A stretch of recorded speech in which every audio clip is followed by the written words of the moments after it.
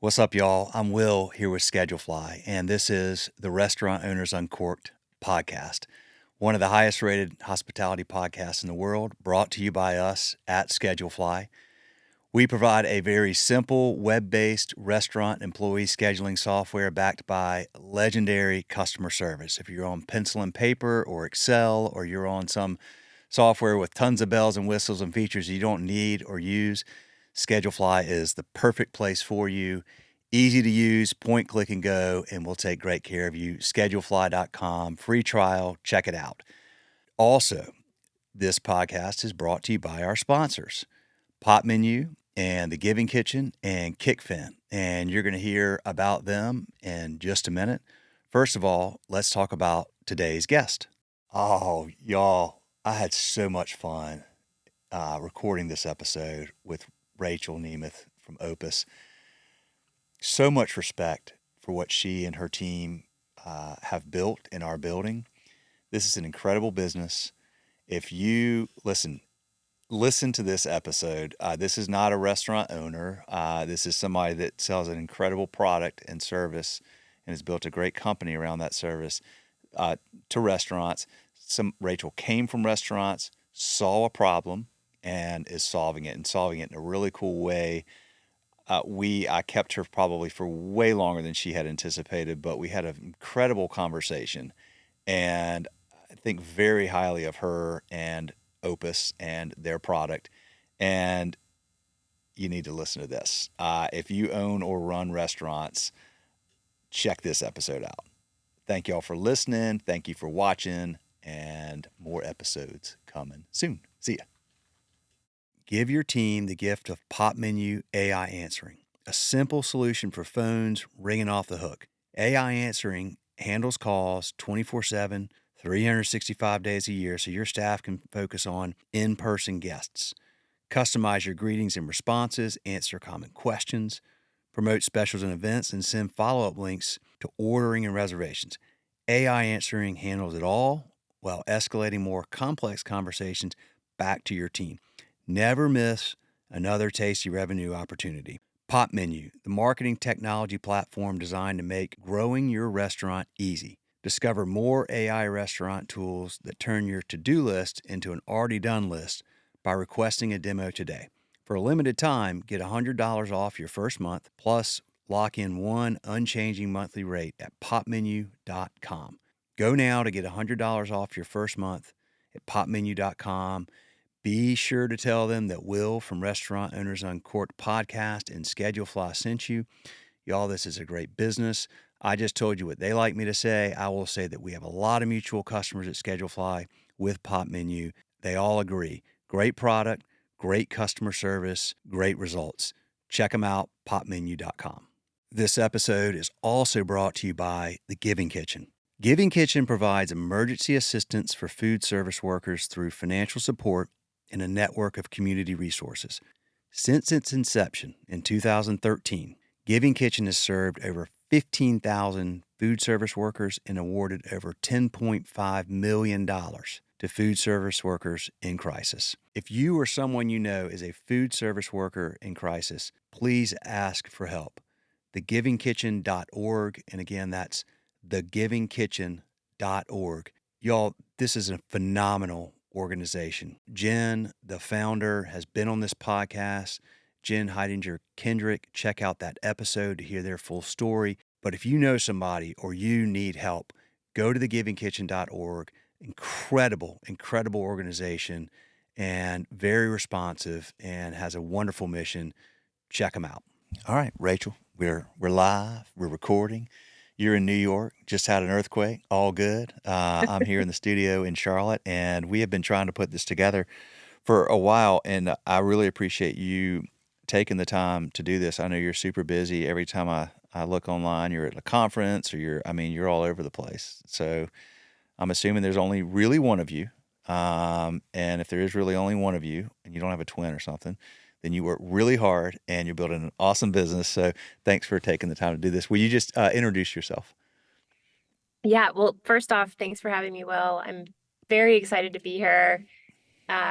Good things come to those who wait. And so here in the moment, I'm Rachael Nemeth, CEO and co-founder of Opus Training, which is a software company that helps restaurants upskill their people so that they can find paths for career growth and at the same time help businesses keep their people and save money. Love it. Um, we're going to get to the Opus origin story, but how did you just take me back a little bit and tell me about how you got into hospitality, into this wonderful world of hospitality in the first place? Where did it all start? It started with me pretty much completely rejecting hospitality because my whole family was in restaurants. So I knew the good, the bad, and the ugly. Mm, My mom worked in restaurants her whole life. My grandfather owned a restaurant chain in Kansas City called Don's World of Beef. And so I was pretty much predestined for restaurants or the food industry of some form or fashion since I was a kid. It was my first job, was scooping ice cream. It was my third job, being a server. And then I sort of stuck around in the industry largely because initially it was just a way to pay for gas money. And then it was a way to pay off my college loans. And then it was a way to make a living. So I think I probably spent 13, 15 years in the industry working my way up every year thinking, I'm got to get out of this. I'm tired of working 50, 80 hours a week, but it kept paying the bills. yeah. So I was good at it. So I stayed. Boy. Okay. I have to ask about Don's World of Beef. That sounds awesome. I like beef a lot.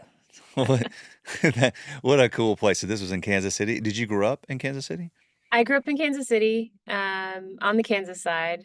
Uh, my grandfather, who was very entrepreneurial, started Don's World of Beef in the early 60s.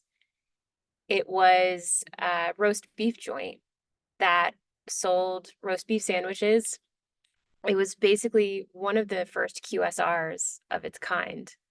Actually in that era, they were competing directly with Arby's, which was also up and coming.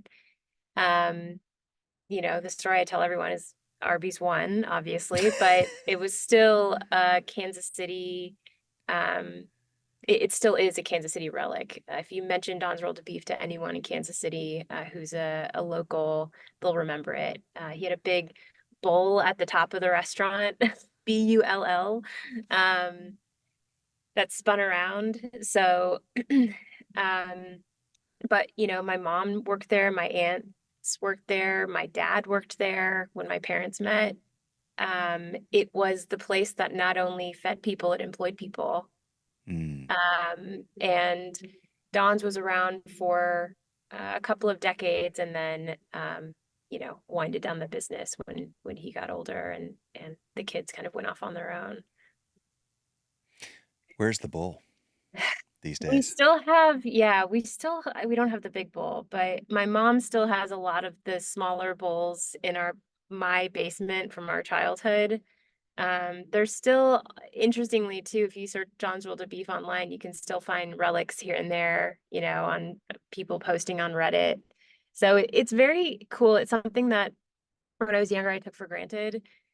And now as an adult, it's a real special thing, not only to be a part of a family that is entrepreneurial, you don't realize what a privilege that is to witness. And it, of course, it gets ingrained in you so quickly.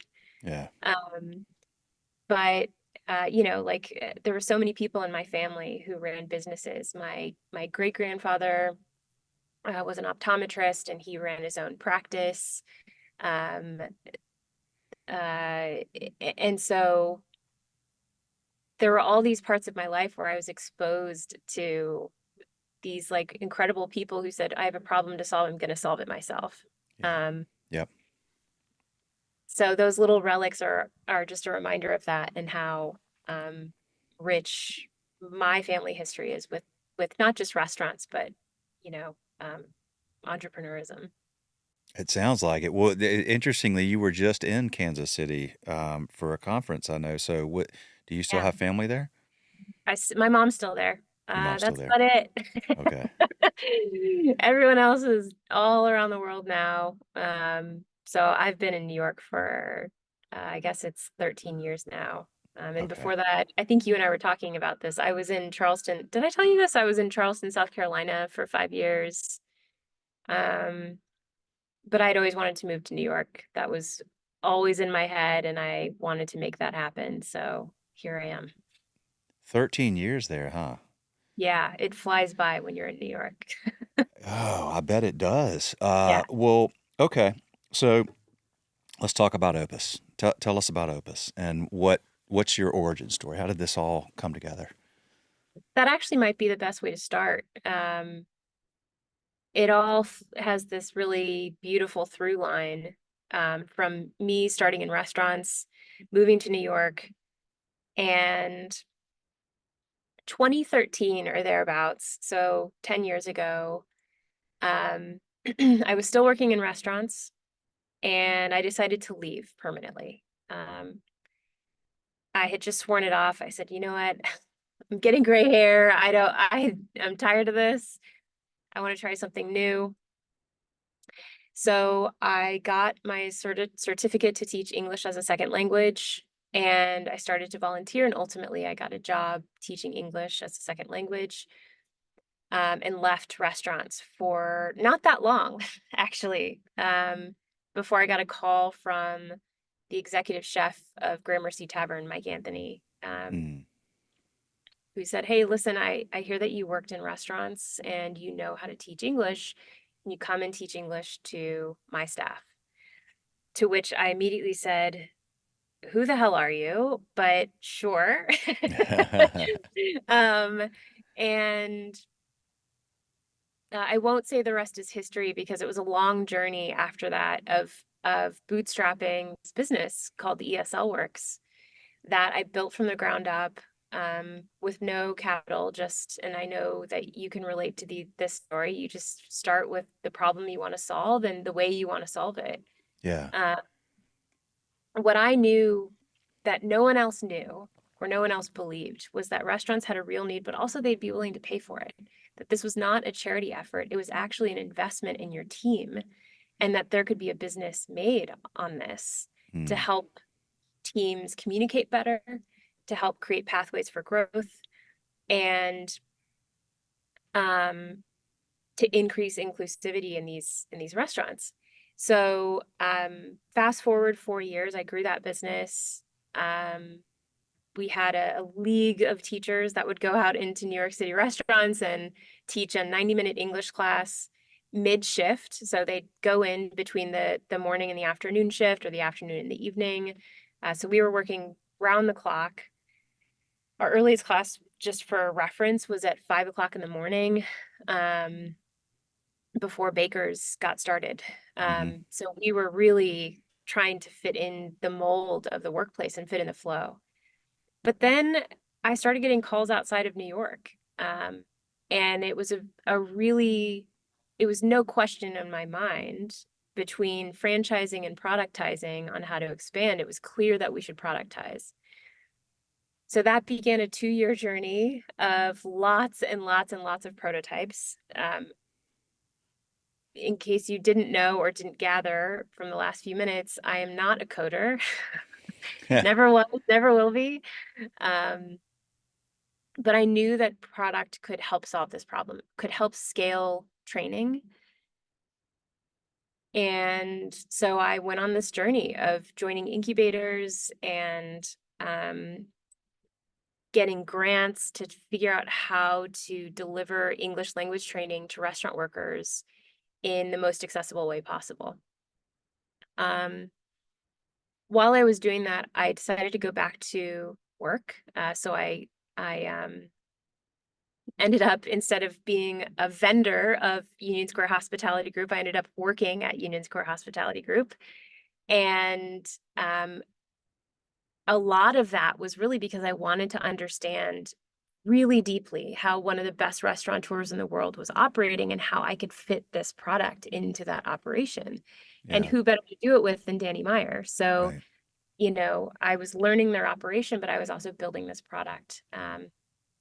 Fast forward, landed on this really amazing product at ESL Works, which delivered English language training over text message and WhatsApp. It was amazing. We released it in 2019. And then COVID hit. And so we hadn't really been out to market that long with that product, maybe about 2 years as a beta and then full release. And March 2020, we emailed all of our customers and we said, we're going to stop invoicing you. Don't worry about it. We'll see you on the other side. How can we help? And they said, well, you actually can't help. They said, our team doesn't know the basics of safety and hygiene. They don't know how to wear a mask. They don't know how to wash their hands. And it's more critical than ever that they know how to do that. So we repurposed the architecture of ESL Works to deliver a public initiative that provided free COVID safety training to any business in the United States that wanted it. And honestly, Will, at the time, all I had in my head was, well, ESL Works is done. Let's go out in flames and do this right and do it right by our customers and spend everything we've got to help save lives and help people stay safe at work, because you and I both know restaurants were open, people were working. There are plenty of restaurants that were closed, but they Yeah. were repositioning themselves. And so that was really, truthfully, like that was the proof of concept for Opus. That's how we really discovered the scale, the use cases, and what it really meant to deliver training at scale to employee cell phones. Now, we don't do text message anymore. We have a native mobile app and a really beautiful AI-powered content builder and a mobile app just for managers so they can track their team and all these other really amazing things that help businesses fit training into the flow of work so that they're not adding labor dollars. But the story really comes out of necessity. And all of these restaurants who are in this market, by the way, where there are 1,700 learning management systems, and none of them work for their business. They're all designed for desk workers. They're all designed for people who need to complete a simple training once a year on a desktop computer in English. None of them are actually designed for the real training that happens in restaurants, which is every single day. And so you need something that is habitual and that really helps create better, increases knowledge in the workplace. 1,700 learning management Reportedly, systems. I would say there's probably closer to 2,000. They just aren't getting caught up on these lists, but yeah, a lot. It's a fragmented market. Oh my goodness. Okay. God, that brings up, I love this story. I mean, this is so cool the way this evolved. And really well done through COVID. That's awesome. I love that you were just like, well, we're going to go down in flames, but we're going to do right by people. The universe tends to reward people who do right by others. So you're seeing that. So, okay. So tell me, and by the way, I don't want to forget. So I'm going to say it now because it's on my mind. I'm going to take us like on a slight tangent here. But you introduced us to Zach down in Florida, Zach Feinstein. Yeah. And because I said, get somebody that that's an Opus customer, and let's have them on the podcast. And I just want to, for anybody watching or listening to this episode, that's one of the more recent ones, Zach Feinstein. Go check it out. That guy's amazing. He's smart. He's building a very successful business. I always say, like, I bet on the jockey, not the horse. Like, that's a jockey I'd bet on in a second. Like, that guy's really sharp, and I really enjoy talking to him. So if you're listening to this, That's a great episode. We'll come back to this though, but I just wanted to mention, I didn't want to forget that. I wanted to give him some props, and I wanted to thank you live that was just a like perfect person. And I mean, he had great things to say about y'all. So it was really helpful to hear somebody that's using your product speak and I wasn't surprised, but speak very glowingly and you know how it's used and why he's using it. So that was really cool, and I appreciate that. Yeah, of course. He and his team have been incredible partners. They were one of our first customers, and a lot of our philosophy around building is centered on co-creating this solution with this industry. That's why we have built the best product on the market. It's because we're spending time asking questions and Yeah, not making assumptions, and he and his team have just been relentless with feedback and saying, you know, this works, this doesn't work, and we take that to heart. You know, I worked in restaurants, but I only have one perspective. We need 18 perspectives because every restaurant has its own mold, it has its own operation. They have their own personality and their own way of training. And so there are trends, but you have to make sure that learning can feel personalized to every person's journey. And you can only do that if you have great partners. So yeah, Zach's incredible. who is? I mean, I know your target market, I guess, is the hospitality world, but Yeah. is that like if you were to just like what's the perfect customer? Like if you were to you know an avatar for the perfect customer, their size and or is there one, or are there multiple different avatars? Well, maybe it's best to sort of describe um, when basically, like, not everybody needs a training platform when they're just getting their restaurant started. Mostly what happens is that you'll find that usually the founder or the CEO is really the one building those manuals. So when you have between, you know, 1 and 3 units, sometimes up to 5, you're really kind of figuring it out. You don't quite know what you even need to train your team on. So a lot of it is iterative, it's in person, um, and you're still kind of building out those processes on paper because you're starting to get the momentum you need in order to scale. So there are like cheap, small, little solutions for that. My recommendation to people is like, you don't need us, you need Google Docs Yeah, right. and a really good system to organize it. Like, do it for free. Yep.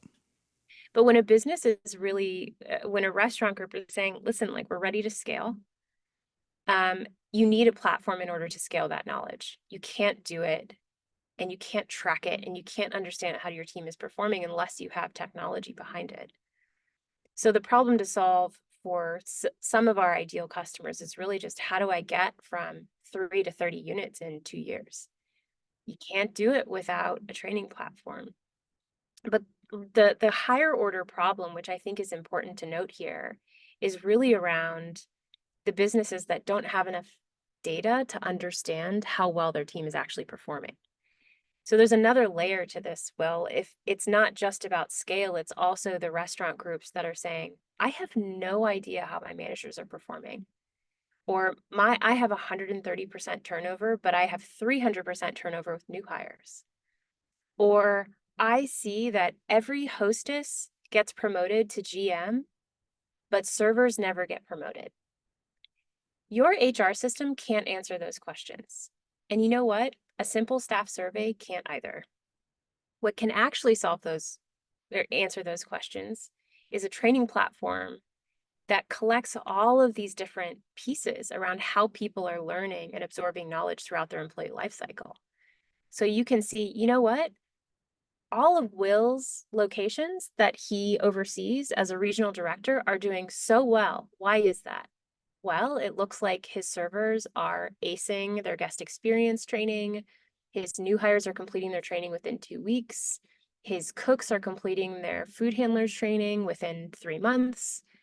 And when you start to see those trends, you can actually spot those high performing managers, talk to them, and of course, you know, mirror those habits.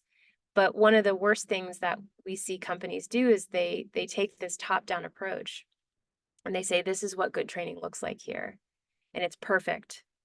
And we just need to put it in place with a training platform rather than saying, how are we actually going to get the right data around what's actually working now and then iterate from there? I'm not sure if that makes Well, it sense, makes a but ton of that sense. means is, it's a different approach.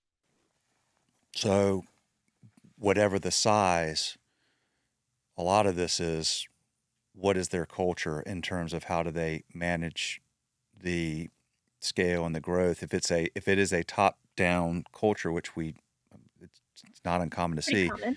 Yeah. probably not the best for you. It's not low hanging fruit for sure. I mean, there's probably a lot of low hanging fruit out there where there is more of that iterative bottom up. Let's learn and grow and keep Which is pretty improving. common. Yeah. That's the fit. So it's that cultural sort of the way they manage the business. I mean, by the way, like I can tell you like that aligns very well with the audience that we serve, right? Like we don't have we don't do like integrations and things like that, right? And part of the integration stuff would be, well, I want my schedule in because I want to enforce through technology people not clocking in early. Well, that's fine because that's more of like, this is how, like, we're going to do this through tools and technology versus in our culture, we don't clock in early and we help educate our staff why. And so they self-police it. We don't need to, we want to have a trusting culture, not use this to take away from, you know what I mean? So like that's more of it's a different type of culture. Works well, like what for a lot of people. And then what we do doesn't if you have a different type of culture. And there's nothing wrong with that. It's just that this is where we play really, really well, and we have a great fit. And y'all are probably in that same general type of culture, I would think. And then the Yeah, I question think, is finding, yeah. and then the question becomes, how do you find, those people and those Well, cultures and those and that's organizations? that's that kind of final piece, which is that it's best if you have to have a culture where you've got the problems to solve, right? Like Opus is not a good fit for you if you don't have a turnover issue. It's not a good fit for you if you're not scaling. It's not a good fit for you if you have, a 4.5 star rating. Because your restaurant's probably doing great. Now, that's not the status quo for 99% of restaurants. So if any of those problems fit into that bucket, then the second question is, all right, we know what problem you need to solve. You need to improve your guest experience. How are you trying to solve for it now? And if the answer is, well, we throw everyone in a room, we train them for 2 hours, and we pray that they're going to remember, then Opus is a great fit because you can take all of those things and all that institutional knowledge that's frankly already there, Yeah. but you can operationalize it. And Yeah. you can say, we're going to make this better so you can remember more. You can take it back to work. You can coach others on it. But if you sit there and you say, well, this is the way we're going to do it, and this is the way we always wanted to do it, and this is the way we always will do it, because but all we need to do is just like turn it into a 2-hour webinar and throw it onto a desktop computer, then we're not a good fit for you. Yeah. And frankly, like it won't solve the problem. But I understand that some people take that approach, and it's certainly like a method to go by. One thing that you and I haven't talked about is that those methods are getting rapidly outdated because the workforce itself and the shape of the workforce is changing. Mm-hmm. We have an entirely new generation of humans entering this workforce, and an entire generation that's about to retire. Yeah. And so the expectations are changing for how people engage at work, how they engage with their employers, what technology they use, and how they train.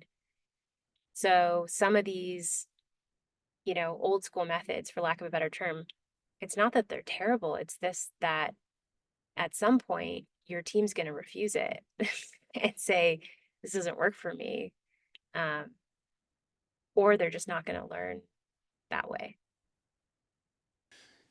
Yeah. And the places that don't evolve and change will have a harder time thriving going forward. I mean, yeah. Always the case. Yeah. So Okay, let's do this. Give me what's your elevator pitch? Hey, Rachel, I own a restaurant and we have 5 locations and we're going to go to 30 in the next couple of years. And, we have some turnout. Like, what can you do for me? So my elevator pitch, by the way, is asking you a million questions to see if we're a good I could fit. say, I know, I could I tell that, know. which is I'm a you're really good teacher at at that. heart. Yeah. Yeah. So my first question out of my mouth is, well, great, I understand your business problems, but tell me how you're training your team. And from there, it's great. And by the way, 70% of restaurants are still training their teams on paper. Paper packets, they're spending $10,000 a year printing. They're spending no money or too much money translating those packets to reach people who are speaking Spanish. And so there's this cost to the way that they're delivering training. So my first question after how are you training your people is, well, how much is that costing you? Because we can help reduce those costs by sometimes up to 70%. How much are you paying for training labor right now?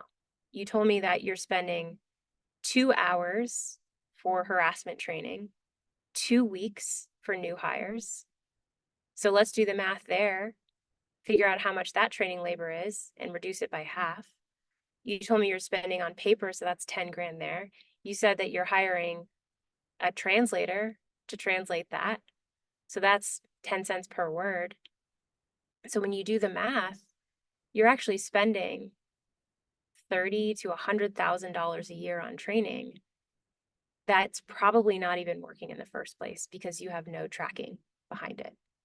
So what if you actually could, for the first time, deliver training within the flow of work, get good information on who's succeeding and who's failing, and have a coaching device that helps you and your managers, who are your trainers, by the way, helps them better train their teams so that for the first time you can get visibility on 100% of your workforce and make better business decisions, all while saving some cash along the way. Who doesn't want that? I'm interested. I'm interested. So tell me about your I never get put on the spot for the elevator yeah, pitch. I thought I'd throw that in there. What's the practical application? Like, tell me, okay, so I have a video, tell me how I Oh, use yeah. the tool.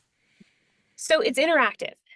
What's really great about Opus is that it's taking into account that people learn in different ways. So the whole experience is delivered to an employee's phone via a mobile app automatically in 100 global languages. The way that someone learns is that they choose the training they'll do for that day, which by the way is assigned to them.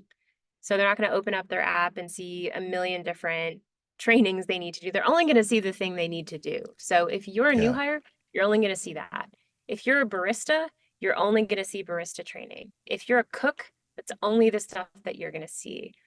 So it's focused, it's not a distraction. And when you open up that training on how to make the perfect espresso, you can expect something to guide you through either the next 3 shifts or 3 different topics with micro topics that will say things like, hey, here's a little bit more about the coffee bean.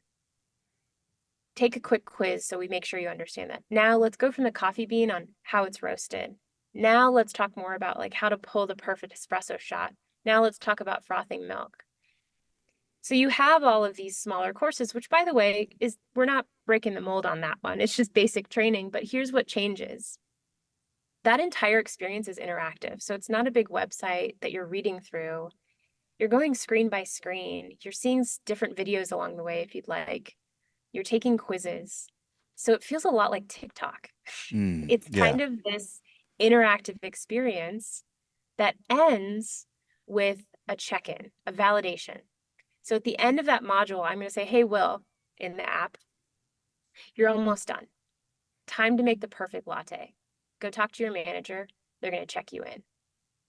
So you have the opportunity on Opus to fold in or blend in these practical trainings, which are happening every day in every single operation, but no one's capturing data on it. And that's actually the good stuff. The shoulder to shoulder training is the really meaty, great training. It's the coaching opportunities. So we empower that interaction, and we allow the manager on their phone to say, you know what? Will made a great latte. It tastes great. Check. It looks great. Check. And he served it up well to that customer. 1 out of 10. Take a photo, ship it back to Opus, and that lives on Will's profile. So you can see how he progresses over time. How do So you, it's a really fluid experience for everyone.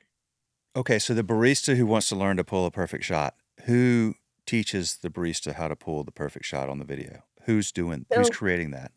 yeah, so that's the second really beautiful part about what we've done is, we call it the content problem because it's the content problem. It's real. It's Yeah. intimidating to make materials. So we've created an AI content generator that allows you to take your existing inputs from your business, which everyone has. You get a manual from Stumptown Coffee, or you've got something you wrote up. Remember what I was saying earlier? Usually in the restaurant, there's something around that the CEO wrote a few years ago, right? Yeah. The employee Right. handbook, SOPs, everyone has them. But you can actually upload that into the system and it will automatically generate an interactive course for you Okay. that will get you about 85% of the way there. Okay. And then you can edit from there. So we're basically taking out all of the legwork of copy editing Hmm. so that you can spend more time strategizing and saying, I want you to do this first and this next, and I want a quiz question there. It allows, whether you're a training manager or what have you, it allows that person to be more of a strategist, which saves everyone time in the long run. Yeah. Absolutely. Absolutely. What's okay? How how many people do you have, Rachel, on your team right now? And what do they do? Yeah, so we have um, a little over 30 people um, who are, it's mostly engineering and sales for us right now. We make big product investments, and Mm, so we have a big product team. But customer care is a really important part of how we operate. We expect our team to act as if they were in the hospitality business and our customers are our guests. So we have high standards for great service on top of high standards for great product. At the end of the day, if you have a bad product, no one's going to use it. But if you have bad service, no one's going to care. So um, it's a it's a triangulated effort between the sales team, the the customer success team, and the engineering team. are your salespeople all there in New York, or are they scattered around All around the world. Yeah. all around the world? So we've got, or not all around the world, all around the US, feels around the world. But we've got, here in New York, we have our whole product team, but we've got folks around the US right now. We sort of always operated that way. It's been, Opus was sort of bred out of COVID. So we all started working remotely Yeah. anyway. Yeah. Made it easy. Okay, so your salespeople, how do they get indoors? Like, do you have a lot of are you following up on a lot of inbound leads, or are they calling people? Are they on that feet on the street? All the above? So it's a combination of things. We are fortunate enough in that a lot of our new customers come from existing customers. So you met Zach. Yeah. Get lots of customers who refer one another. The restaurant world is a tight-knit community. People talk. And so we place a lot of value when a customer says, hey, I'm recommending Opus to this person. That means a lot to us. That I think is the gold star that we want. But outside of that, you'll see it at conferences. We were at RFIS last week in Kansas City, the Restaurant Franchising and Innovation Summit. That was great. A fantastic way to meet new people who maybe aren't online or aren't as connected. Um, and the last way is just reaching out to people if we feel like we can be of help to them, conduct a needs assessment. So um, there's a few different ways that we can connect with new potential customers because as you and I both know, there's new restaurants popping up left and right. Like this, we are entering the restaurant renaissance right now. It's incredible to see what is about to happen in restaurant sales this year. And I'm excited about what's next. It means lots of new concepts, lots of good food for people to eat, and lots of, happy customers and employed people. So I can't Yeah. complain. Yeah, absolutely. I love the optimism and the excitement. That's awesome. Yeah. Yeah. I think it's an interesting time. I was just talking to Wes about this earlier. I think, there's, and maybe this is in part and parcel to what you were saying about there's a generation retiring, there's new generation coming in. There's places right now. It's like if you're a full service independent restaurant, it's hard. It's Yeah. really hard right now. If you're not in fast casual, quick service, heavily funded scale up mode, and you've got 3, 5, 8, 10 full service restaurants, and depending on what state you're in particular, with some labor law changes and things like that, it's like we're seeing people close, their Mm, doors more than we have seen. But then we're also seeing lots of ones that are going, okay, well that place just closed. There's a spot we're going into that. yeah, But there's a big sort of a tectonic shift happening, I think, right for now. sure. And that shouldn't go unseen. There's definitely changes for the independent restaurant owner. We are seeing a lot of consolidation though. And I think that I had, I think that's kind of to be expected. That's how this industry has grown before, is you start to see restaurant groups kind of gobble up different concepts. Hmm. PE firms start to gobble up different concepts, and we're seeing a lot of franchise models start to emerge. A lot of people are want in, and franchise is the way to do it. So it's definitely a different story depending on what side of the spectrum you're on. Hmm. Uh, and I agree with you. I'll be interested to see what happens with full service versus quick service in the coming years. I gotta say though, I was in Florida last week and I was visiting a customer, and I went to one of their restaurants, Ford's Garage. They're based in Yeah. Orlando, Tampa. Yeah. Incredible, incredible experience. I have not seen a full service experience as beautifully run as I have seen there. It was, they have kind of a similar model to Bar Taco, where they make sure that the service staff can kind of always be on the floor taking care of the guest. Um, but the attention to detail was there. So I was just so impressed with this full service, you know, 40 unit restaurant group that had hospitality down perfectly. It felt like I was eating at a local, you know, restaurant. It didn't feel like I was eating at a chain. 40 Um, units, huh? Yeah.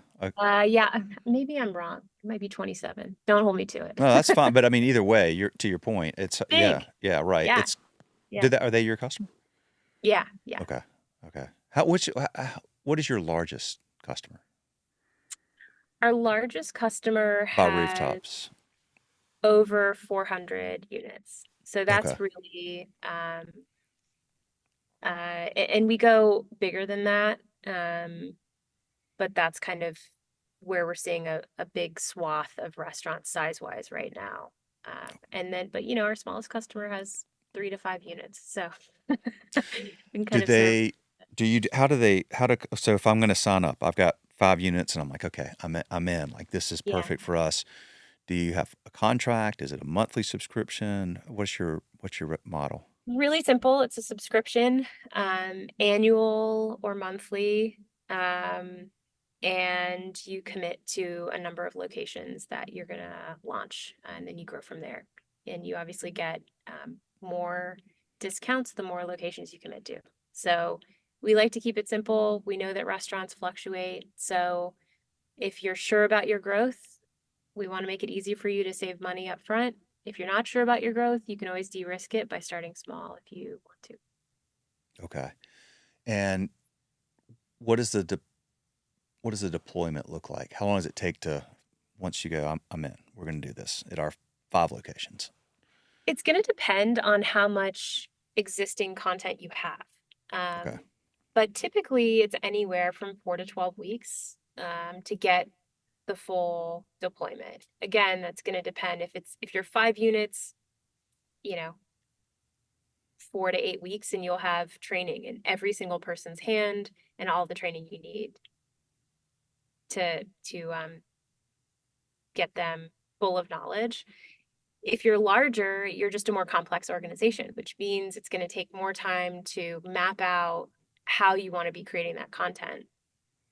We're honest with people when we say, listen, if you have 50 units, it doesn't make sense to build all of your content up front. You're going to be testing and iterating. You're going to get feedback from your team. So start with 3 core problems you need to solve, which frankly is usually like new hires, a big Mm-hmm. menu change like an LTO, and then usually some sort of compliance or SOP training. Those are usually the critical trainings that people need to get out the door.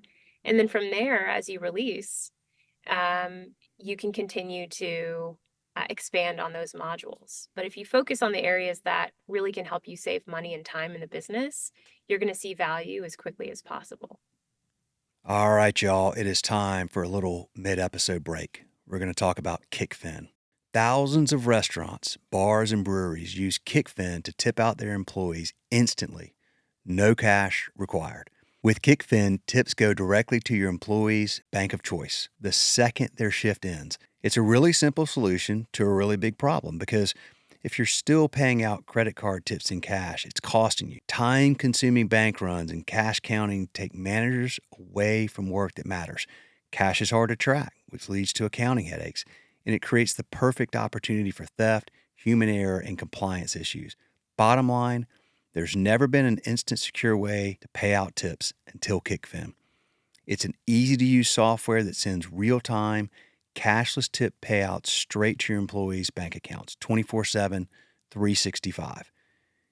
Kickfin gives managers hours back in their day, makes reporting a breeze, and protects your business from risk. Most importantly, employees love it.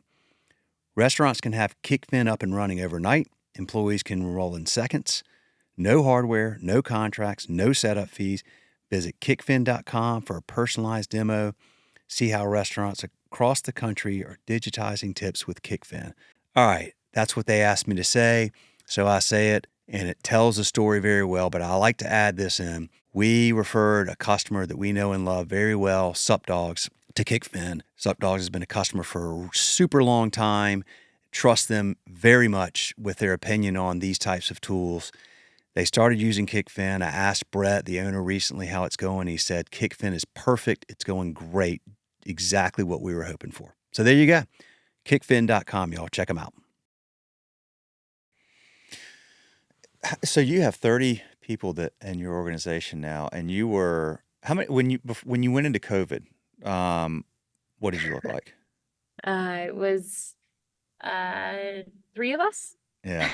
Okay. That's what I was thinking. So, um, well, that's interesting. You've been through, I'm sure, quite a big learning curve with small, bootstrapped, you and a couple other folks to now you're running you have investors, right? We have investors. We're You venture raised, backed. okay. Yeah. So you're venture backed. You've got 30 people. You're going to have a lot more people this time next year. Yes. Like going from like starter business owner to CEO. That's a Yeah. Some people can't make that transition. You're doing it clearly very well. What's been the hardest part of that? I'm curious. I think that it's a great question. And I think one of the challenges as you're entering the next chapter as a business owner is where to focus. It's Hmm. more about what you say no to than what you say yes to, and understanding what those trade-offs are.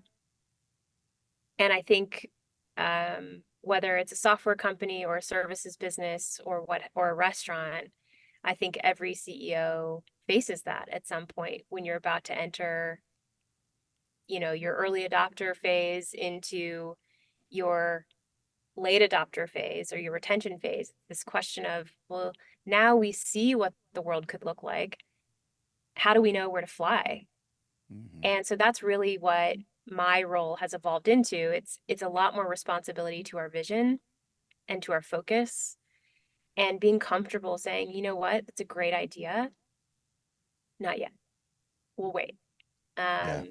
And spending time balancing that with what the needs of our customers are. So it's a balancing act, and I'm still trying to learn it.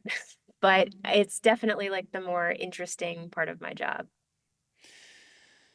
I asked that question, Rachel, because not, not everybody can do that. There's a lot of people, there's people that they love the 0 to 1, the Yeah. starting, and then you get to a certain point where you're like, ugh, I'm just like a manager now, and I'm sort of overseeing all this stuff. I, and I think you're you're navigating all that. I see this picture of you at that, when I commented on it. It's like one of y'all's posts from the show last week, and it was like a video, and I was like, wait a minute, who's sitting on the floor there? Well, it was you. You're on the floor. You're the CEO, and you're like hustling, which I see. I love that. Like, I think that's freaking awesome. A year from now, 2 years from now, you may not even be at those shows, right? Because you got so many things you got to like say no to, and how to allocate my time. And I think that's a cool challenge, though. It's probably fun for you to try to, because you learn about yourself, you learn about the business, you learn about letting go of things that you really want to have, that is you enjoy, but is that the best thing for the business? How do I remove, like you really have to start cutting, right? Like, I got to cut this out. You don't have a choice. And then you have to, you, I think that's a cool process. I'd like to have you on a year from now and like figure out like, okay, what's What happened we in the last year? learned. Like, Well, yeah, that's the only way exactly. you learn is you can't make those decisions with confidence unless you are on the ground and paying attention and asking questions.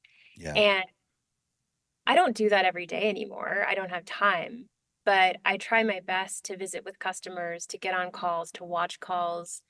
It's why we record, you see these now when you're talking to SaaS companies, they're like, need to record. We don't record it for any other reason than we're trying to learn and find trends and make sure that we're building the right thing. Mm, Um, so I feel like we're able to come to decisions with a lot of conviction because we're spending so much time learning from our customers out on the field. My co-founder and our CTO, Jeff, was just on the road with our VP of marketing at the Flame Broiler franchisee conference, just sitting and listening and talking to franchise owners and trying to understand what problems they need to solve. That's what makes for great product. mhm. Um, so it also allows you to say no where you need to. Yeah. Well, best business advice I ever got with our previous business when I was a young man was focus, focus, focus, dominate, dominate, dominate. And I tell people that all the time, like all the time when I mentor I'm always like focus, focus. But I struggle with it myself. All the Mhm. time. Like, it's easy to get distracted by Totally. and just having that, like, put the blinders on, stay focused, and just dominate what we do and be the best at what we do. Know who we're good who we're good for, and just stay in that lane and just crush it. And then it's also, um, there's so much. I mean, restaurant technology now. This is the big thing. I just scratch my head is like, I think about being an operator, an owner, and like it gives me a headache just thinking about it as somebody who's trying to sell to them. But like Mm. all of the tools and all the technologies, all the SaaS that's out there. I mean, 10 years ago there wasn't a lot. Now there's been billions of dollars Oh invested. yeah. So like we do something different than you, but in a weird way we're competing with you only for. I tell people this, like, when you're not competing against your competitors now in today's world. Like, if you're selling a product or service or whatever, you're competing against your direct competitors. You're also competing against everybody else trying to sell that person a product or service, Yeah. including you're also competing with their colleagues and their family, because we're all so ultra connected 24/7 now that time's your most valuable resource. So it's an attention economy. Like, you're competing for their attention, and it's and so you have to be ready and there and make people aware that you're there when they come to that problem. Okay, we have a problem right now, and it is and it is training, or the guest experience is not. And we've identified, like, we got to better train our team. Like, then boom, like, you got to be easy to find and really good at what you do. And I mean, we're fine. Like, I feel like our awareness it's just. I mean, I've learned this just through being on LinkedIn in the last year and meeting people like you. Our problem is awareness. Like, there's no doubt about it. I'm blown away. We've been doing this 17 years, and almost everybody I meet, you were one of the only people that I've met that's been like, yeah, I know of Yeah. Schedule Fly. Most people are like, never heard of you. I've been Huh. consulting to the industry for 30 years, and we're this small team, and we just, we don't have a marketing and sales and all that kind of stuff. But it's really wild to me that with the ability to find anything you're looking for these days, that's great.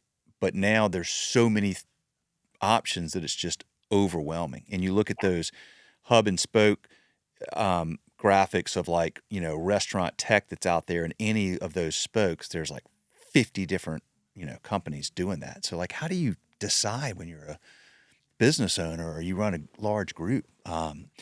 It's very challenging. But and I'm taking a long time to get to a point here, which is what I'm hearing from you is there's 1,700 LMSs. Which, if you're going, all right, we need an LMS, you're going, I'm overwhelmed. Like, how do I even possibly figure out which one? But y'all are very, very focused and very particularly crafted for the hospitality space. And you don't. I mean, it doesn't sound like you have a lot of direct competitors that are doing what you do.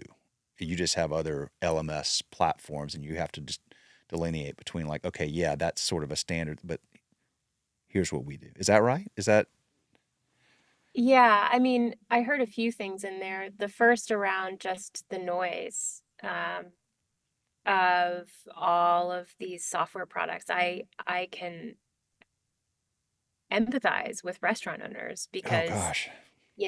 I was feeling it just with vendors, let alone software, when I was in operations. And now, on top of, okay, your linens guy and like your produce guy and all that, you're also dealing with all of these other pieces of technology, which, by the way, are like helping restaurants, which is why they continue to invest in them more and more, which is why the ecosystem is growing. Like, we all agree that software can help this industry save money and make more money, but it does come with a cost of just your own headspace and exhaustion. So we try to be really cautious about where we're inserting ourselves and make sure that we're a value add if you aren't ready to buy, which is why you'll hear me write thought pieces. You'll see us write really lengthy guides to help people on their training journey. You'll see us write, we wrote a whole piece around the best way to get the most out of any translation technology. Because from where I sit, well, if it's not us, I'd still rather you choose something that in a process where we helped you find the best solution. Yeah. So the the first thing out of my mouth for most people when I get on a call, you won't hear it from our salespeople, but you'll hear it from me. The CEO is, listen, like, we're not a fit for everyone. Yeah. And we're honest about that. I'm not going to sell you something if it's not the right fit for your business. It's a waste of both of our time. And so I think that's an important piece of hospitality to inject in your process as a software business, to understand that, like, just forcing the sale or forcing the timing isn't going to lead to that customer seeing value quickly enough and not going to lead them to grow. So um,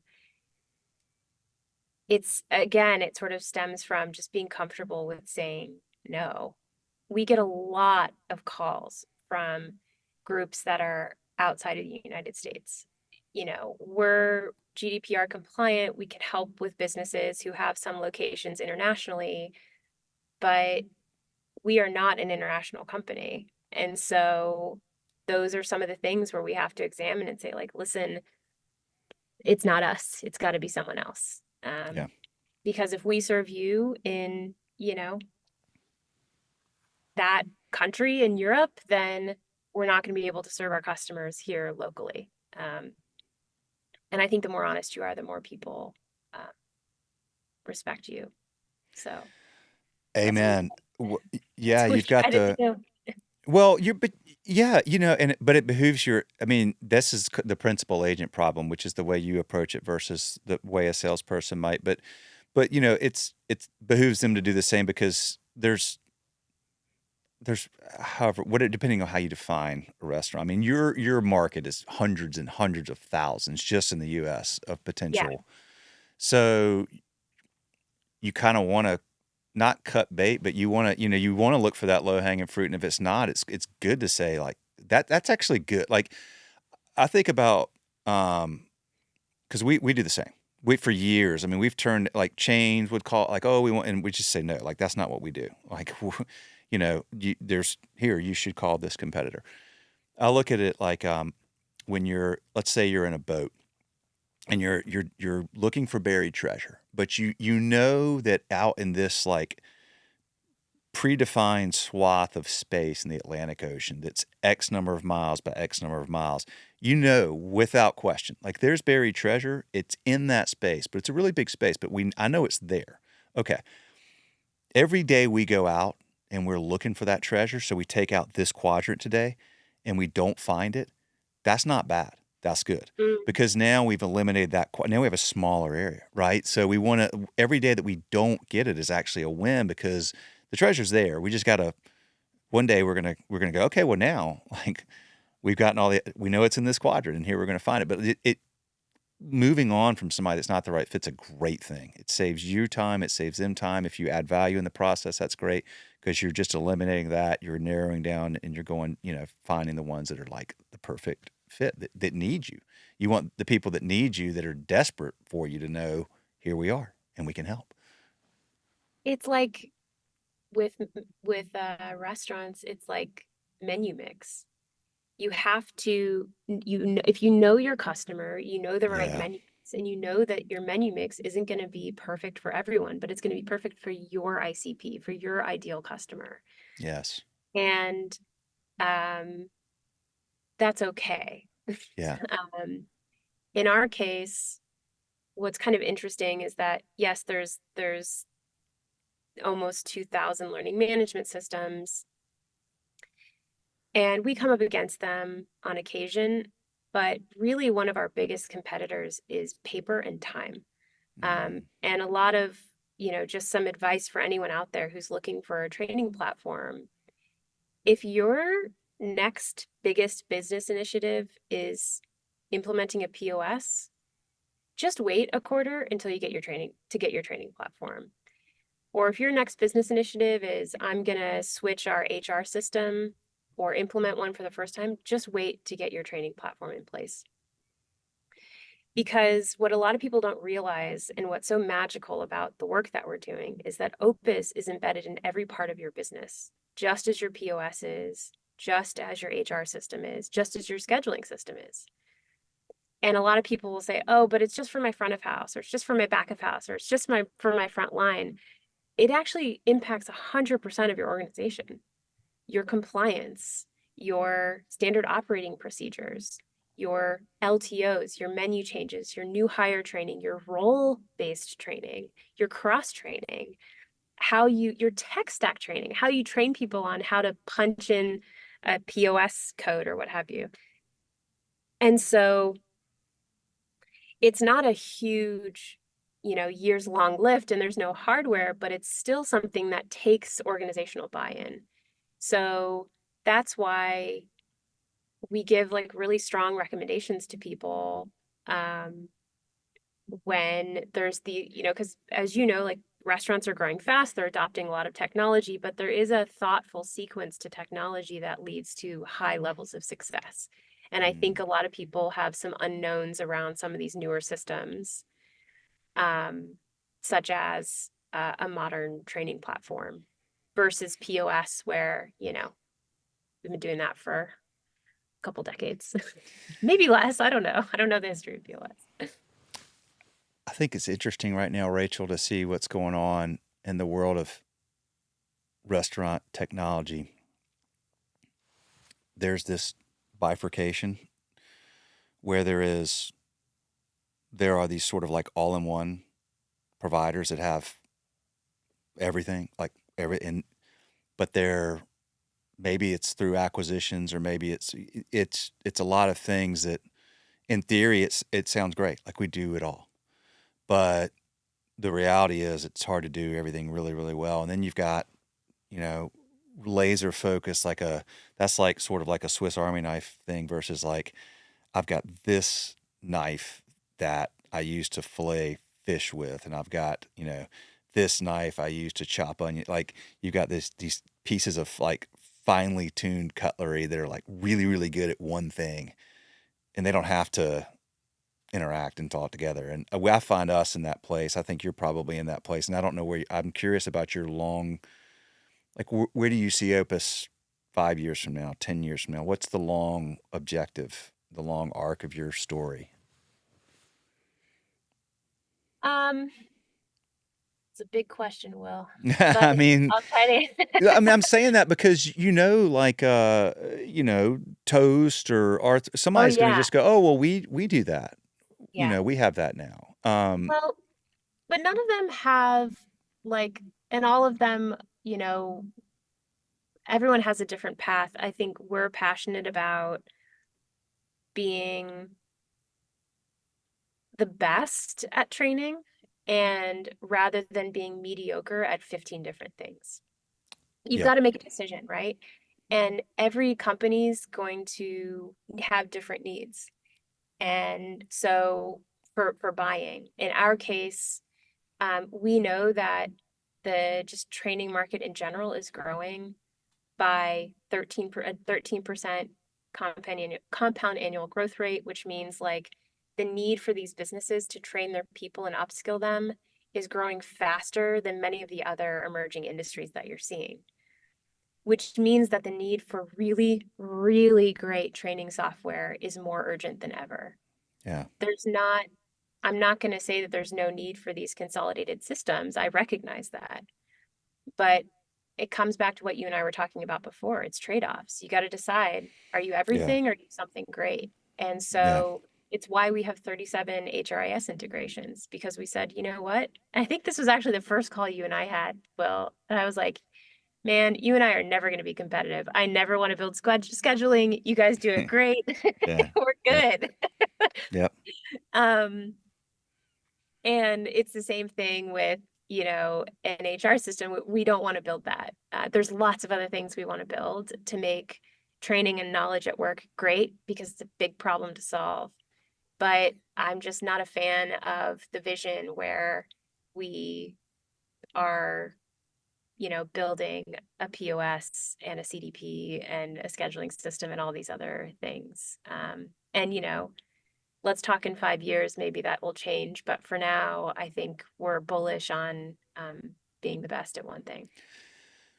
it won't change because you're not serving like, you're focused on the States now, and then you'll be able to serve overseas, and you'll have Europe, and then you'll have growth markets in, Southeast Asia or whatever it is. Like, that's in Australia, like that's where you'll be. I mean, it'll be a long time before you're like, we're kind of running out of hospitality customers. Then you'll probably Yeah. you'll start moving into different segments that are not hospitality and be the Yeah, best in the exactly. world at what you do, versus like, now we have all this stuff, and our brand is just this mishmash of, everything in one place. Like, that's not Which gonna, is you're a not gonna do nightmare. that. And to your That won't point, happen while you're there, Rachel. Like, I am sure of that. I based on everything you've said, I don't think that would ever happen. You're not going to be the equivalent of the restaurant with 8 pages and 96 items right. where you're like, ugh, versus like, I love that one page. We do 12 items, and man, we're freaking good at them. Like, we're the best. You Exactly. want any of these? We're the best. You want something else? You know, Go somewhere else. yeah, Yeah. like mark Well, that quadrant off. Like, that's what's interesting too. It's a bit tangential, but I was thinking about this the other day. We've seen this for years. There's so many businesses that are tangential to the restaurant industry that see themselves as hospitality businesses. So I'll give you a great example. Um, but a lot of people don't know this. We work with a lot of car washes. And you might think, what in the world I was doing? Well, it's because our positioning is that we serve hospitality businesses. But if you talk to any of those business owners, they'll tell you that they run a hospitality business and they have the same problems as restaurants. The only difference is, they don't have a menu with food, they have a menu with chemicals yeah, right. and services, right? But the standards are the same. The service is the same. Yeah. Um, and so I guess I'm saying all of that because I'm also bullish on hospitality and I'm bullish on service and I'm bullish on serving this industry and that says that it's emblematic of how other businesses want to treat customers. Mm. It's just incredible that so many businesses are looking to hospitality and they're saying, I want to do what Danny Meyer does, or I want to do what Jose Andres does for my customers. So I think the future is also bright for other industries that are, um, you know, thinking forward about what service means for their staff and how to keep customers coming back.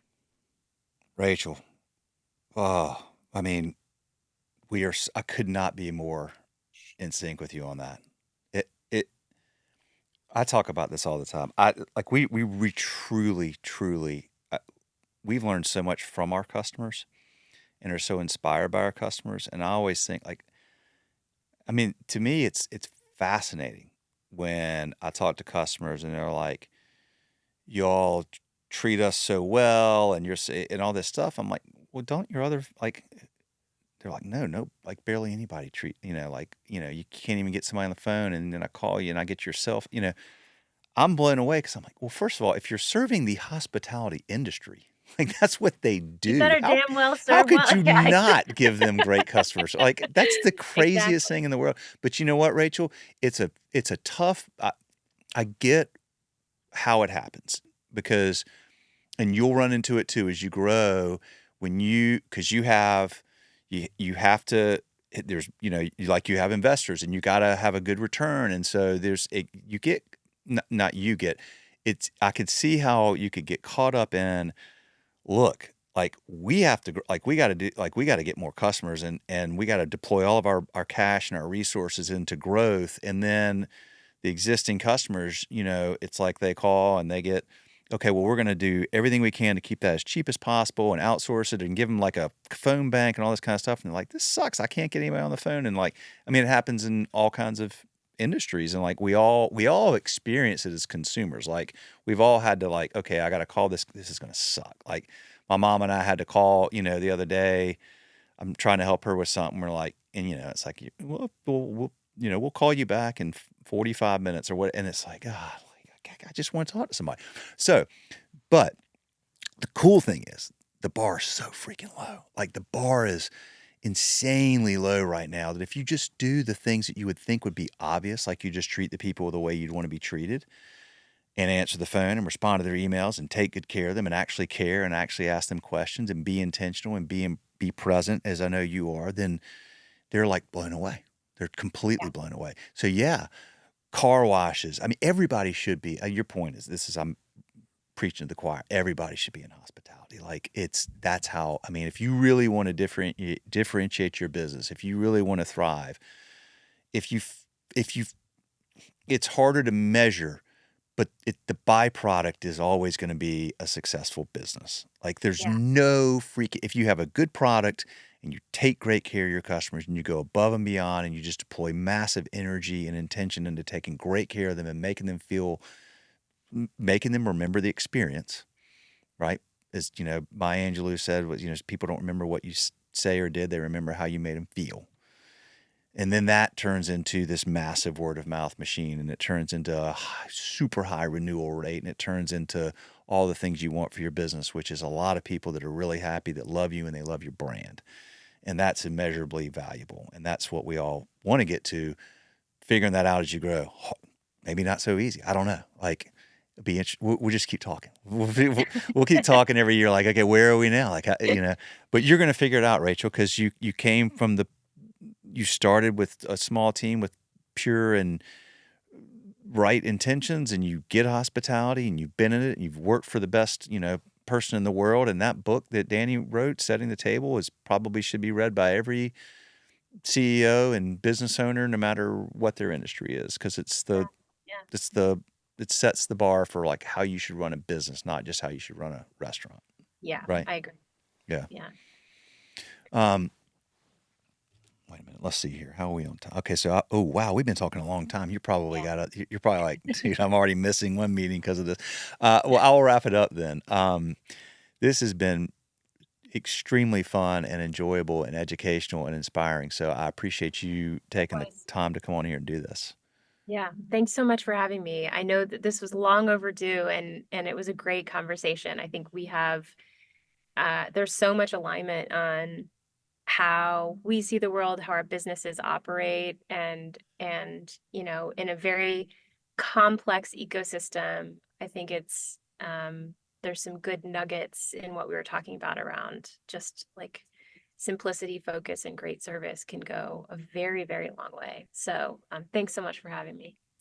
Yeah, and I'll follow up because I want to get you. I think you met maybe the guys at Doyle while you were down there, Doyle HCM, Mike I Adolph, think so. Mike Yeah. Tilley. But I've spent the last year and a half like really trying to curate relationships with other similar companies with a similar ethos, a great product married with great human touch and great service. So I want to connect you with some of those folks. I think you'll enjoy, meeting them, and I know we have some follow up to do. I do with your team about how we may be able to help each other. So do me a favor. I want to do a screenshot that I post on the YouTube. All right, so give me a big old smile, and there we go. All right, perfect. All right, y'all. Thank you for listening. Rachael, thank you for coming on. If you're listening, folks, do us a favor. Go and share this episode, rate our podcast, follow it or subscribe, depending on your platform. But spread the word about Opus. Rachael's doing an amazing job building an incredible business, and it was really an honor. So thank you, Rachael, and thank you all for listening. Have a good one. See ya. Hey, y'all, before you dial out, just a quick request. If you are listening to this podcast on iTunes, if you would give us a star rating and a comment, it would be so helpful. If you're on Spotify, if you'd follow us or whatever platform you're on, if there's a rating or a follow, please do that. What that does is it tells these algorithms to put this content in front of more people that are looking for this type of content. So if you enjoy the episode, please do that. Thank you so much for listening to Restaurant Owners Uncorked or watching on YouTube. We appreciate you. We're proud to be able to do this, and we're just going to keep putting out great content, y'all. So stay tuned. Thank you.